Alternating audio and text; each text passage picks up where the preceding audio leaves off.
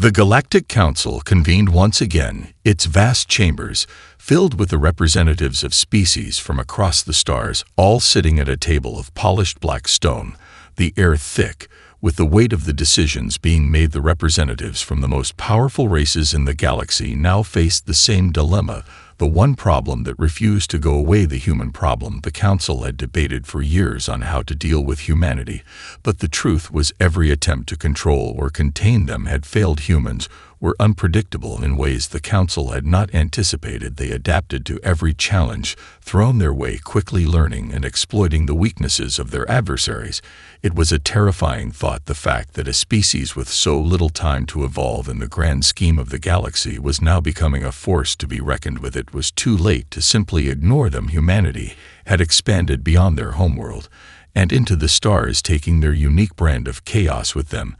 They were a species that could not be easily predicted or outmaneuvered, and that frightened the Council more than anything else. A member of the Talok Dominion, a race of cold, calculating beings who prized logic and control, was the first to speak with a voice that sent a chill through the room. I propose we eliminate the human threat before it becomes an actual problem once and for all. His words echoed through the chamber, causing many to murmur in agreement, while others remained silent. The plan was simple, a decisive strike to eradicate the human presence in the galaxy once and for all. But then a voice interrupted, a representative of the Zephyri, a species known for their speed and agility, and their ability to adapt to new environments. Their leader was a seasoned diplomat, known for his calm demeanor and wisdom.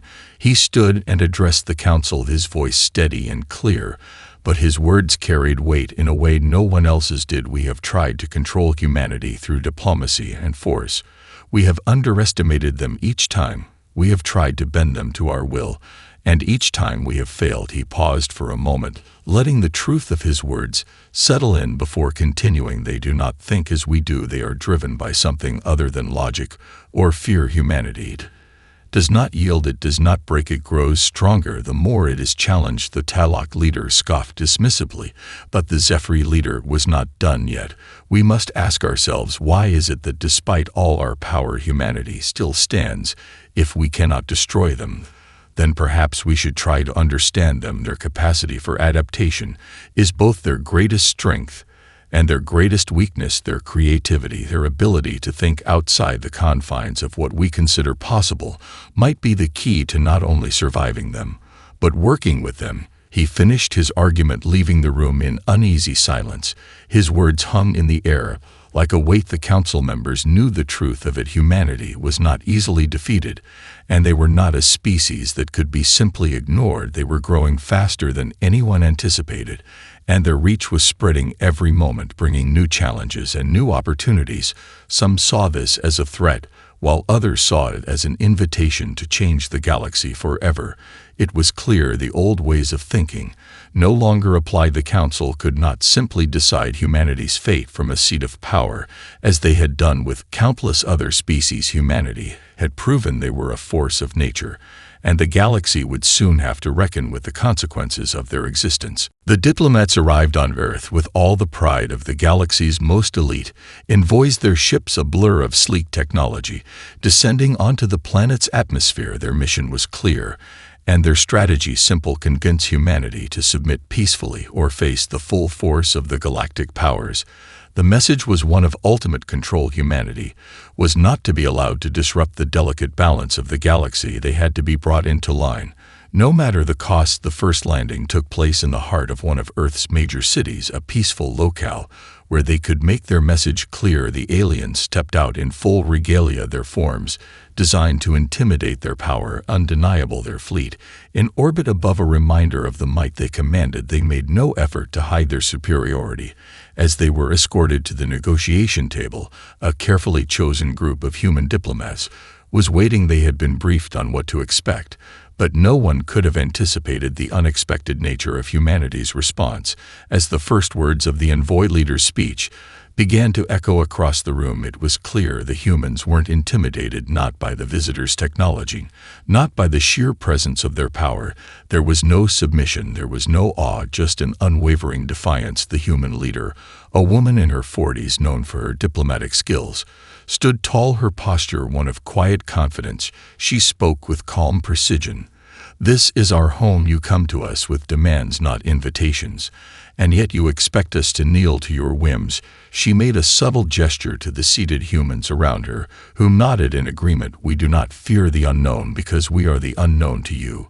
We do not follow rules set by others because we make our own." She continued, her words sharp and unyielding to the assembled aliens.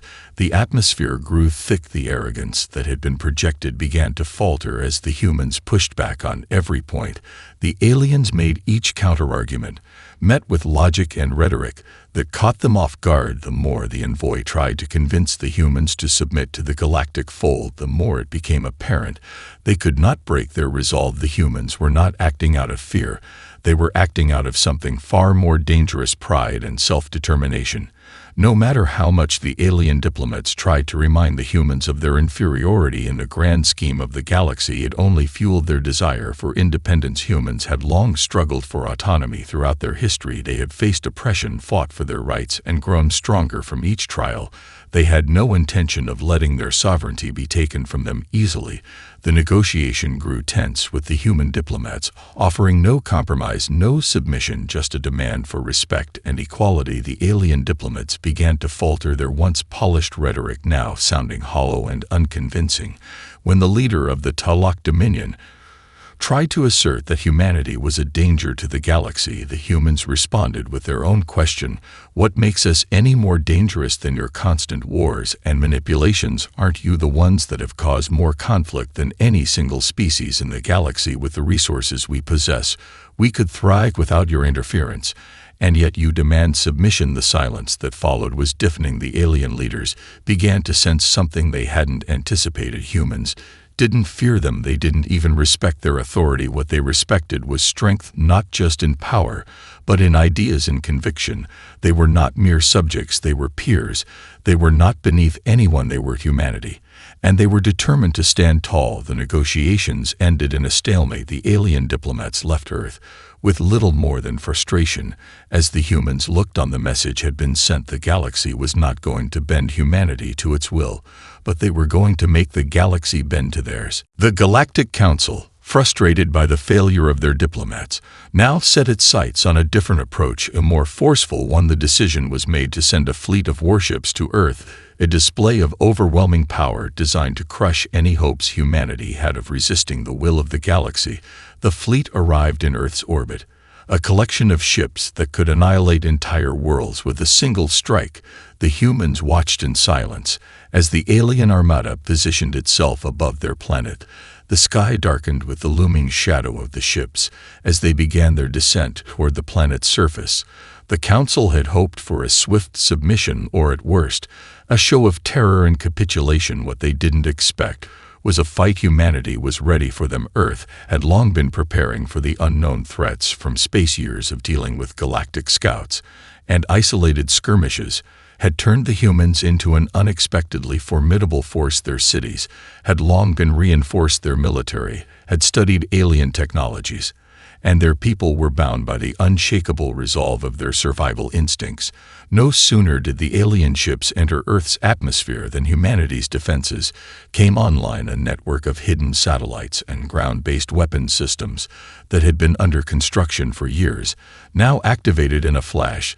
The first alien warship exploded into a brilliant fireball as human anti-ship missiles locked onto it.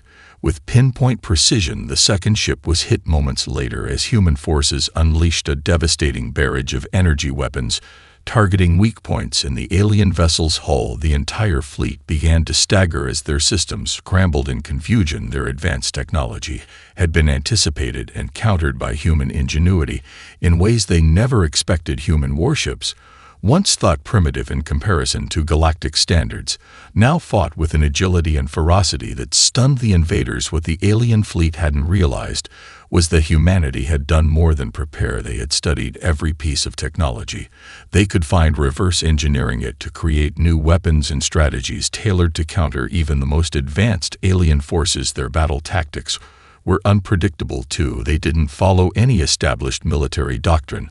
They mixed ancient Earth combat techniques with stolen and scavenged alien tech, throwing their enemies off balance with each new attack. There were no formal lines of battle, no rigid formations, just human creativity in its most dangerous form. Each human soldier and strategist was empowered to think for themselves, to use whatever resources they had available to turn the tide. Humanity's warships performed unthinkable maneuvers, while the ground forces used guerrilla tactics that tore into the alien fleet's support systems. As if they had been doing it for centuries, a massive Talok destroyer moved into position to make a retaliatory strike, targeting one of Earth's largest cities. But before it could unleash its devastating firepower, a human stealth ship appeared out of nowhere, its cloaking systems allowing it to slip through the fleet's defenses unnoticed with a devastating precision strike. It obliterated the destroyer's main reactor, sending the massive ship tumbling out of orbit. The alien fleet was in disarray. They had vastly underestimated humanity's ability to turn the tables on them.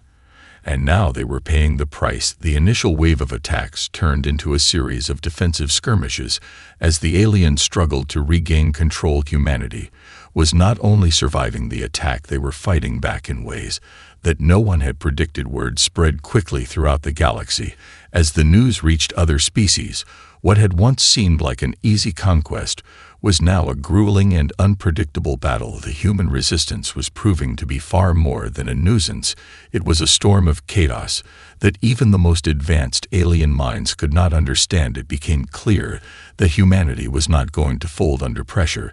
They were not going to simply disappear. They would make their stand, no matter what, and in doing so they had made a statement to the galaxy. Earth was not just another world to conquer, it was a new power in the stars, a force that could not be ignored. As the battle for Earth raged on, the Galactic Council began to realize the true scope of the human problem. Their initial strategies had all failed, and their pride was now at risk. The invasion that was supposed to be a demonstration of power had turned into a humiliating series of defeats. Each alien fleet that tried to engage humanity was met with fierce resistance.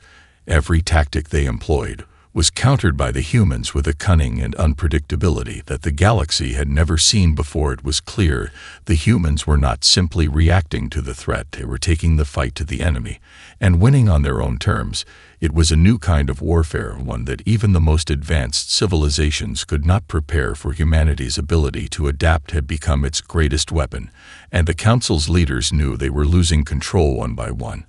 The species of the Galactic Council began to speak out. Those who had originally called for humanity's destruction began to hesitate. The Talok Dominion, the same race that had urged for the swift elimination of humanity, now found its own warships disabled and their best tactics failing against a foe they couldn't predict. The Zephyri, who had always been neutral in the debate, were now quietly watching humanity's rise with a mixture of awe and apprehension. Some of the older races of the Council began to reconsider their stance, while others pushed harder for an immediate escalation of force.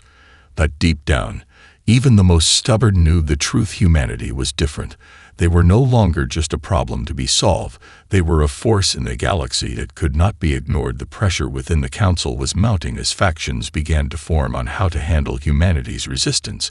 A new proposal was brought forward by a former diplomat of the Council who had grown disillusioned by the tactics of the ruling elite. This diplomat, a former member of the Rillan species who had defected after seeing the futility of their actions, suggested a radically different approach. Rather than continuing to wage war against humanity, they should try a different path. The diplomat's proposal was simple and elegant. Humanity's greatest strength was its adaptability, its unyielding drive to innovate and change the galaxy. Could not expect to break them with force alone. Perhaps, the diplomat argued, the key to understanding humanity was not through destruction, but through cooperation. He suggested that the Council approach humanity not as subordinates, but as equals, to offer them a seat at the table to forge a new path forward, one that included the humans in the galaxy's future on their own terms. The Council was divided. Some factions saw this as the only way to prevent further conflict, while others viewed it as weakness to be exploited. The debate continued for days, each side passionate about their stance. But as the discussions grew more heated, it became clear that humanity's resistance had created a critical shift in the power dynamic. The humans were not merely fighting to survive, they were fighting for something far greater: the freedom to decide their own fate, the freedom to choose their future in the galaxy. For the first time, the Council began to understand that humanity's greatest weapon was not their advanced technology or their military might, it was their belief in themselves, their conviction that they could carve their own path and that nothing in the galaxy could stop them. The diplomatic proposal began to take shape as a coalition of those who sought a peaceful resolution began to take form. The Council would have to reach out to humanity with a message of cooperation and respect, not conquest. They had no other choice. They were forced to accept that the galaxy was changing. Humanity had pushed them into a new era, one where power wasn't just defined by who could destroy the most ships, but by who could change the future of the stars themselves. As the Council's debate reached a boiling point, a decision was finally made to extend an olive branch to humanity. The remaining factions that sought cooperation with Earth worked quickly to craft a new diplomatic mission, one that would change the trajectory of the galaxy forever. The goal was clear: to open the door to a new kind of relationship with humanity, one based on mutual respect rather than dominance. The emissaries dispatched to Earth were not the same as the previous envoys.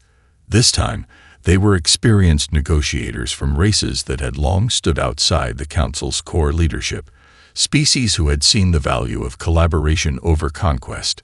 Their message was carefully crafted, acknowledging humanity's strength and offering a chance for peaceful coexistence with equal standing in the galactic community.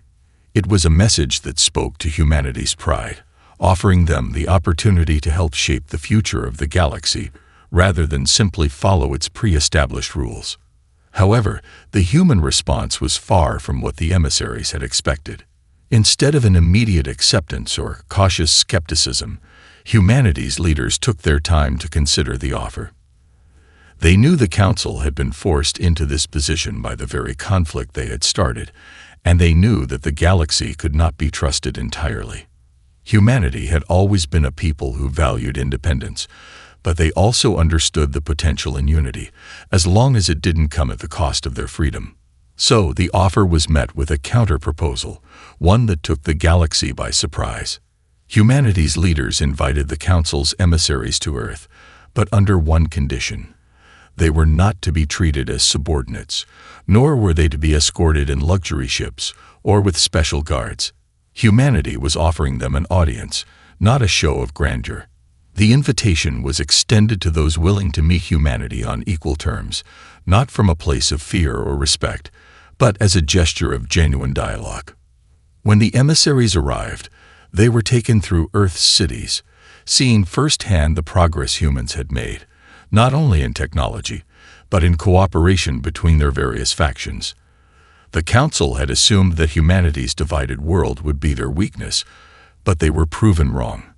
Despite centuries of turmoil and war, Earth had found a way to unite under common goals, something even the oldest galactic civilizations had failed to do. It was clear that humanity was not only adaptable but resourceful, far more than the Council had initially realized. As the days passed, the emissaries spent time with human leaders, sharing ideas and discussing the potential for a new galaxy-wide alliance. They were astonished by the depth of human thought and the willingness to innovate for the greater good. Humans didn't just want to be part of the galaxy. They wanted to change it, to push its boundaries beyond what anyone thought was possible. But the message humanity delivered was clear. They would not simply accept being part of an existing order. They would not bow to anyone or compromise their independence. Humanity's place in the galaxy was not to be defined by others. It was to be defined by themselves.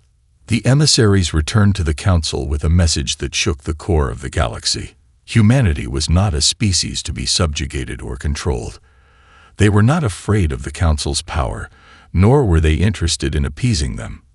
They were ready to form their own alliances, create their own path, and demand that the galaxy respect their autonomy. The reaction among the Council was mixed. Some leaders saw humanity's demand for equality as a bold and admirable step, while others saw it as an insufferable challenge to their authority. But one thing was clear: the humans were no longer simply a threat. They were a force that had to be reckoned with. In the aftermath, whispers began to circulate among the outer reaches of the galaxy. Some of the Council's lesser members began to secretly align with humanity, disillusioned with the old guard's methods of control. It wasn't just the humans who had a problem with the Council. It was many of the other species who had long been suppressed. The diplomatic failure had led to something even more powerful, an opportunity for revolution, and the seeds of a new order in the galaxy. Humanity, once seen as a mere nuisance, had now placed itself at the center of the galaxy's future. And whether the Council liked it or not, it would be forced to accept humanity's terms. The news of humanity's bold stance spread like wildfire throughout the galaxy. The once unquestioned authority of the Galactic Council began to fray at the edges, and for the first time in millennia, cracks appeared in their unity. The once proud and unshakable coalition of the most powerful species now found themselves grappling with the reality that their domination of the galaxy was not as absolute as they had once believed. Humanity, the newcomers, had revealed something the Council hadn't anticipated: an indomitable will to change the established order. In the wake of the diplomatic offer, Earth's leaders moved swiftly to assert their position on the galactic stage. While the Council had extended its invitation in the hopes of pacifying humanity, it only fueled their resolve to define their future on their own terms. There was no grand, sweeping announcement of victory. Humanity had no interest in grandstanding. They simply set to work, pushing forward with their own agenda. One of the most significant moves came with humanity's declaration of a new coalition, an interstellar pact that would focus not on conquest, but on mutual progress. Known as the Humanity First Accord, it was a bold step toward forging alliances with those species who had begun to see the potential in humans as equals rather than subjects. This accord wasn't just an act of diplomacy. It was a blueprint for how a new kind of galactic cooperation could work, one that didn't revolve around control or submission, but rather on shared goals, innovation, and trust. As the months passed, other races began to take note. Smaller, less influential species, those who had long been ignored by the Galactic Council, began to send their representatives to Earth, eager to learn from humanity's approach to governance and cooperation. The Galactic Council, now facing a growing rift in its ranks, attempted to reassert its dominance, but their methods began to seem outdated, heavy-handed, and increasingly ineffective. Yet, for all of humanity's diplomatic victories, the old guard of the Galactic Council refused to yield. The Talok Dominion, still seething with the memory of their earlier failures, rallied their forces for a more aggressive campaign. The Dominion was not willing to share power, and they were not prepared to simply sit idly by as humanity gathered strength. The growing alliance between Earth and its new allies was seen as an existential threat, and the Dominion prepared for war. While the rest of the galaxy watched in nervous anticipation, the humans stood firm. The leadership on Earth was resolute in their belief that they were not the aggressors. Humanity had never sought out war, but if the Council, or any species, were foolish enough to challenge them, they would not hesitate to defend themselves. And more importantly, humanity would not simply defend their homeworld. They would defend the principle of self-determination, something the Council had long abandoned in favor of control. In response to the Dominion's mobilization, Earth's military forces were reinforced. Human engineers worked around the clock to improve their already advanced weapon systems, integrating the best aspects of alien technology with their own innovations. They created new defense shields, energy weapons, and stealth systems that not only matched the Council's finest, but in many cases surpassed them. Humanity was now a force that no one in the galaxy could afford to ignore. The stage was set for a confrontation. The Galactic Council, still clinging to their vision of a unified galaxy under their control, was about to collide with humanity's vision of a new, more inclusive galaxy, one where all species were free to shape their own destiny. The fate of the galaxy no longer rested in the hands of the Council, but in the hands of a new player, one whose resilience and ingenuity had already reshaped the very foundations of power. As the first waves of battle began to approach Earth's orbit, Humanity remained unyielding. They would not back down. No longer would the galaxy decide their future. Humanity had made its place in the stars. Whether the Council liked it or not, the galaxy would be forced to reckon with their existence. As the battle raged in Earth's orbit, it became clear that the Talok Dominion had miscalculated. Despite their advanced technology and military might, the human forces stood resolute. The Dominion's fleet, once the epitome of strength, was now encountering a level of resistance that they hadn't expected. The fighting had escalated into an intricate dance of strategy and innovation, with human tactics continually outwitting the older, more rigid methods employed by the Dominion. The turning point came when Earth's forces, bolstered by their new allies, launched a series of precise counterattacks. The Talok, despite their formidable ships, found themselves constantly on the back foot, unable to adapt to humanity's unconventional warfare. The speed of Earth's fleet, the ingenuity of their weapons, and their unparalleled coordination were unlike anything the Dominion had ever faced. It wasn't just the technology. It was humanity's unyielding spirit. The soldiers on the front lines weren't just defending a planet. They were defending a dream, a future where they were no longer at the mercy of the Council's whims.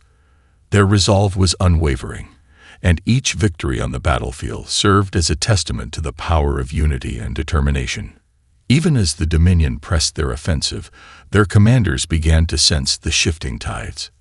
Their ships, once proud and seemingly invincible, began to suffer irreparable damage. The Ascendant Fury, flagship of the Dominion's fleet, took a direct hit that crippled its power systems. Its mighty cannons, the weapons that had once instilled fear in all, were silenced. The atmosphere on board was one of panic as the crew scrambled to maintain control, but they were too far gone. Earth had shown them that even the mightiest force could falter against a will that would not break. On the ground, as the situation in space intensified, the leadership of Earth had already prepared for the eventuality of a victory, however improbable it had seemed at the outset. Earth's leaders knew that the battle would serve as more than just a military conflict. It would be a moment of galactic transformation, and they were ready to lead that change. The battle in Earth's orbit was nearing its climax. The Talok fleet, once a symbol of unshakable power, was now in disarray. Their ships had been battered and broken, their commanders scrambling for a retreat that would never come. The Ascendant Fury, the pride of the Dominion, had been forced to abandon its position, listing heavily after multiple critical strikes. Its mighty guns fell silent, and the once impregnable ship was now little more than a floating hulk, drifting aimlessly in space. The Dominion had failed. They had underestimated humanity's resolve, and in doing so, they had handed Earth an unexpected victory. Back on the surface, humanity's leaders watched as the alien fleet began its withdrawal, their communication lines buzzing with frantic reports. The battle had been fierce, but they had held their ground. And more importantly, they had sent a message to the galaxy. Humanity wasn't just defending its home. They were sending a clear declaration. They would not be controlled, they would not submit, and they would no longer be underestimated. The remnants of the Talok fleet retreated to their home system, battered and broken, and the message they carried was unmistakable. Humanity was no longer a species to be ignored. In the wake of their retreat, the once dominant power of the Galactic Council began to fracture even further. The Zephyrian Turn, who had been watching the events unfold, moved swiftly to support humanity's cause. Smaller factions within the Council began to break away, tired of the endless conflict, and sought to establish their own future in a galaxy where humanity had shown them a new path. Behind the scenes, the diplomatic channels opened again. But this time, the tone was different. The Council members who had once called for humanity's destruction now had to confront their own failure. They realized that their old ways of governing, based on dominance, control, and the suppression of weaker species, had become outdated in the face of humanity's innovation, resilience, and desire for independence. The Council leaders had underestimated humanity's ability to adapt, and now they were paying the price. Humanity's representatives, who had once been viewed as little more than pawns in the galactic power struggle, now found themselves at the negotiating table as equals. The summit held on Earth was a moment of reckoning for the entire galaxy. Species that had been suppressed for eons, species that had watched as the Council made decisions in their name, now had a voice. The old hierarchical system, in which power was centralized in the hands of the most dominant races, began to unravel as new alliances formed. Humanity had shown them that there was another way forward, one that didn't rely on control and conquest, but on cooperation and respect. As the negotiations continued, the Council was forced to make a choice. They could cling to their outdated vision of galactic unity, or they could accept the new order humanity had forged, one that recognized the autonomy of every species, one that didn't seek to dominate, but to build together. In the end, a new era dawned. The Galactic Council was restructured, with humanity taking a leading role in its formation. No longer a single, unchallenged power, the Council became a loose coalition of species, each with an equal say in matters of galactic governance. Earth's place was no longer that of a subordinate race, but as a key architect of the future, a future where no one species could impose its will on others. As the negotiations reached their conclusion, humanity stood at the precipice of a new chapter in their history. The battle for their survival had been fought and won, but the true victory was not just in the defeat of the Dominion. It was in the establishment of a new way of life in the galaxy. Humanity had proved that even in the face of overwhelming odds, they could carve out their own destiny. And now, with their place secured among the stars, they looked forward to a future where the galaxy was no longer a battleground, but a shared home, a home that humanity would help shape. And so, the galaxy changed. The balance of power shifted, but the spirit of humanity remained the same. A species that had once been the underdog now stood as a beacon of possibility, showing the galaxy that no matter how far the odds seemed stacked, even the smallest spark could ignite a revolution.